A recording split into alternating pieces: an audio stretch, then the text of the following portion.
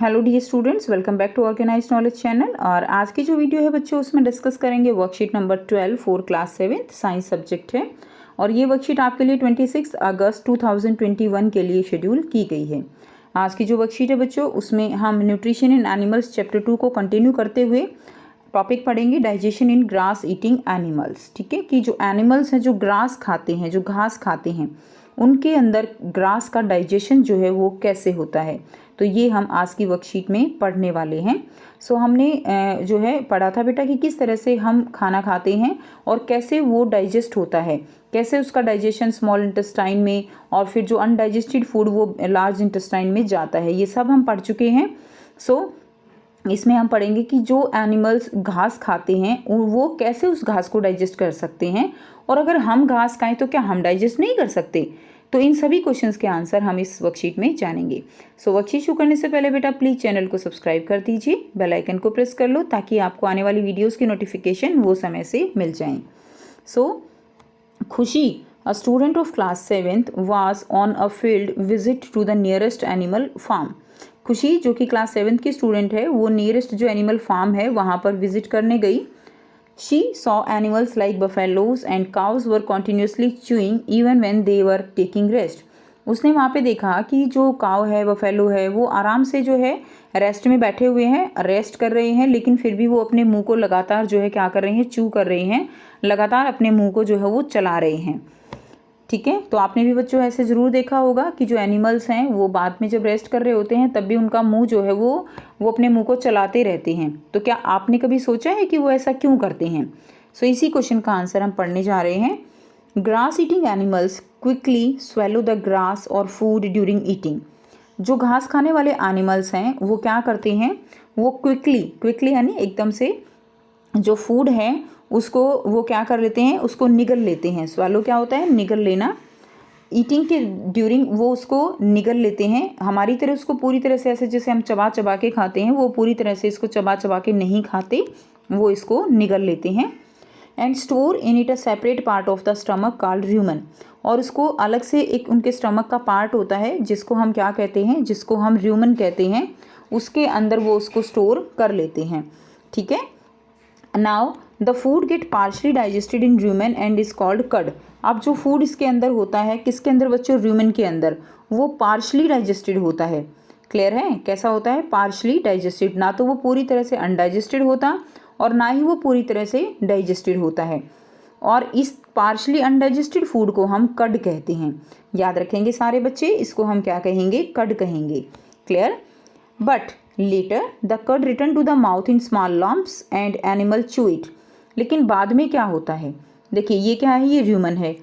पहले क्या करेंगे, एनिमल इसको फूड को निगल लेते हैं और इस र्यूमन में स्टोर कर लेते हैं, और बाद में जो है फूड क्या होगा, बाद में यहाँ इस स्टमक के अंदर क्या होता है, डाइजेस्ट होता है। ये नीचे क्या है बच्चों, ये सारा स्टमक है। ठीक है, अब इसमें क्या होता है कि जो फूड है, जो पार्शली डाइजेस्टेड फूड है, पार्शली यानी आधा अधूरा जो डाइजेस्टेड फूड है, वो बाद में ये पशु अपने मुंह में वापस लेकर आते हैं और इसको और ज़्यादा चबा के और फिर इसको कहाँ लेके जाते हैं, इसको ये स्टमक में भेज देते हैं। क्लियर। अब ये जो प्रोसेस है, इस तरह से एनिमल्स का फूड को चू करने का, this process is called rumination. क्या कहेंगे इसको हम कहते हैं इस प्रोसेस को rumination. And these animals are called ruminants. और ये जो एनिमल्स हैं बच्चों, इनको हम रूमिनेंट्स कहेंगे। क्लियर, याद रखेंगे, रूमिनेशन तो प्रोसेस है और रूमिनेंट्स इन एनिमल्स को कहा जाएगा। Now the grass is rich in cellulose, a type of carbohydrate. अब जो ये घास खा रहे हैं, ये सेलुलोज रिच होती है, यानी इसके अंदर क्या होता है, इसके अंदर सेलुलोज होता है, और ये जो सेलुलोज होता है ये एक तरह का कार्बोहाइड्रेट है। The cellulose of the food is digested by the action of certain bacteria in a large sac like structure present between the small intestine and large intestine of ruminants.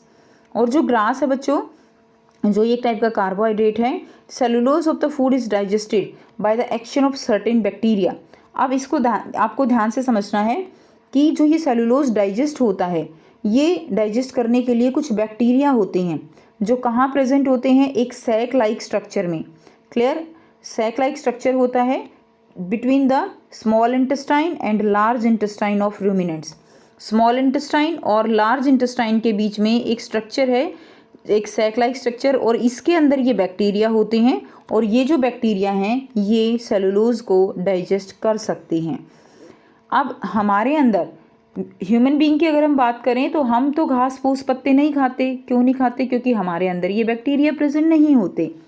Since these bacteria are not present in humans therefore we can not digest cellulose. और यही कारण होता है कि हम cellulose को digest नहीं कर पाते। ठीक है, अगर ये बैक्टीरिया हमारे अंदर होते तो अगर हम घास फूस पत्ते खाते तो इनको हम डाइजेस्ट कर सकते थे, बट अब ऐसा नहीं है। नाउ नेक्स्ट आपको दिए गए हैं, देखिए यहाँ पे जो है क्वेश्चंस हैं। अब आपको बहुत ही इजी से क्वेश्चन है, 3 क्वेश्चन है बच्चों, और यहाँ पे आपको दिया गया है फिलअप। ठीक है, तो 1 बाय 1 हम तीनों क्वेश्चंस और फिलअप को करेंगे। आइए बेटा करते हैं इनके आंसर। फर्स्ट क्वेश्चन है व्हाट इज र्यूमन। र्यूमन क्या है? र्यूमन is the first stomach of A ruminant.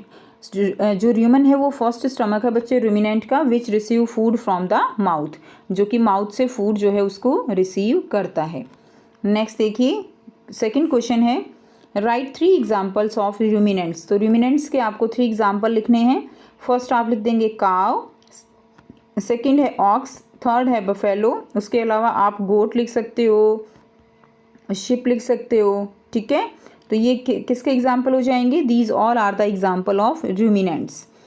Next देखिए क्वेश्चन नंबर 3 है why humans can not digest cellulose. जो ह्यूमन्स हैं वो सेलुलोज को डाइजेस्ट क्यों नहीं कर सकते? सो आंसर लिखेंगे in humans the bacteria which can digest cellulose are not present, so they can not digest cellulose. तो जो बैक्टीरिया हैं वो प्रेजेंट नहीं होते, इसलिए वो सेलुलोज को डाइजेस्ट नहीं कर सकते। नेक्स्ट देखिए बच्चों, नेक्स्ट हम करेंगे क्वेश्चन नंबर 4, जो कि आपका क्या है? फिल इन द ब्लैंक्स है। The grass is rich in. तो ये जो रेड में है ये आपके आंसर दिए गए हैं, तो आप क्या कर सकते हो, इसको ऐसे लिख के और बाद में इसको अंडरलाइन कर सकते हो। ठीक है ना, ये रेड वाले आपके आंसर हैं बच्चों। The grass is rich in cellulose. Grass जो है वो किस में रिच होती है? सेलुलोज में। ए टाइप ऑफ कार्बोहाइड्रेट्स। तो ये किसकी टाइप होता है? सेलुलोज। सेलुलोज कार्बोहाइड्रेट न्यूट्रिएंट्स है उसका टाइप है। The animals which can do rumination are called ruminants. और जो एनिमल्स रूमिनेशन कर सकते हैं उनको हम क्या कहते हैं? उनको हम रूमिनेंट्स कहते हैं। ठीक है, तो ये थी बच्चों आपकी आज की वर्कशीट। आई होप सभी स्टूडेंट्स को ये क्लियर है। कोई भी डाउट है तो आप पूछ सकते हो। वीडियो अच्छी लगी तो प्लीज़ लाइक कर दीजिए, शेयर कर दीजिए और चैनल को सब्सक्राइब कर लीजिए। So thanks for watching. मिलते हैं नेक्स्ट वीडियो में नेक्स्ट वर्कशीट के साथ। Take care.